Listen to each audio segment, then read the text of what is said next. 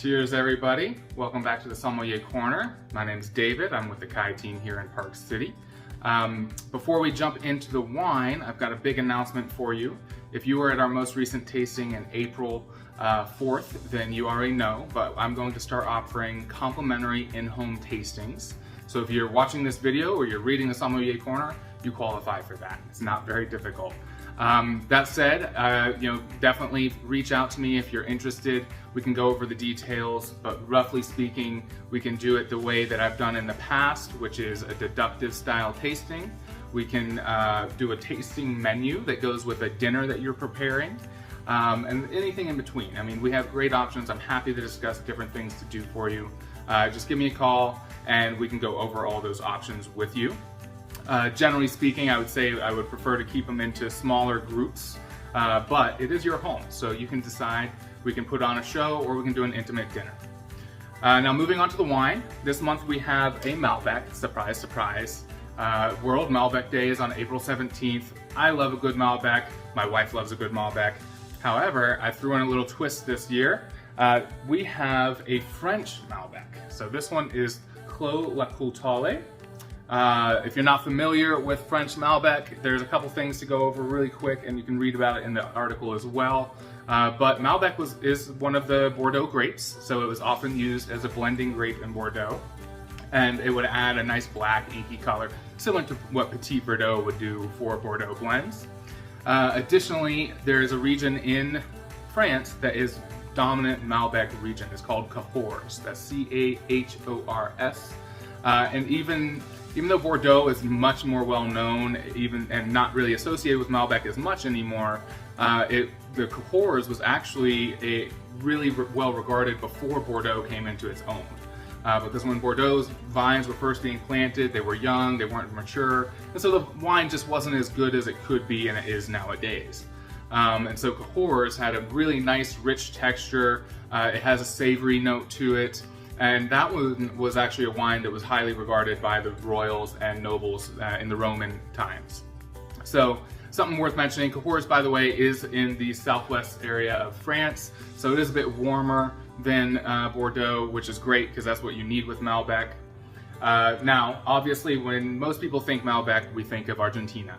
And while Cahors is the originator of the Malbec grape in a lot of ways, it is not really the flagship, believe it or not. Argentina is the home of Malbec. It took some time for it to get there. It took someone taking it from France to Argentina, but truly speaking, it's where it really shines. You get that real nice velvety texture, nice plum and black fruits, and just nice, really great representation of Malbec.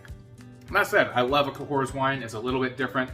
It's kind of, it's a savory Malbec. It's a bit more light on its feet. It does have a little more minerality than a lot of the Malbecs I've found in Argentina. There are a couple exceptions, but this one has, just a little bit lighter body, still has that nice black plum, blackberry, soft tannins, but you also get more tomato leaf, a little bit of smoked meats, just a little bit more savory overall, which is representative of, old world wines. In general, wines that are coming from Europe do have a little bit more savory character to them compared to our New World wines, like the US and Argentina, etc.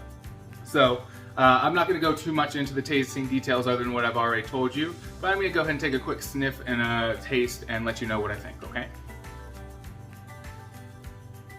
So on the nose, I get more florals, I get some red rose petals, I get some red cherry, so it's got a little bit more red to it, not as many black fruits right on the first sniff. And yeah, I mean, it's not quite as aromatic as an Argentinian Malbec. It doesn't punch out of the glass, but it has more notes. Like on the second one, I got that, savory tomato leaf or, honestly more of a rosemary flavor there. Let's see how it tastes.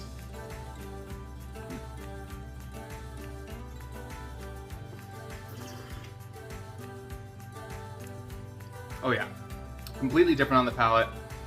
More acid, that comes from the climate, because while it is warmer in southwest France than it is in Bordeaux, it's much warmer in Argentina. So the grapes take a little longer to get ripe in France, and so they're gonna be, a little bit more tart on the palate, a little bit more acid, like I salivate a little bit more with this one.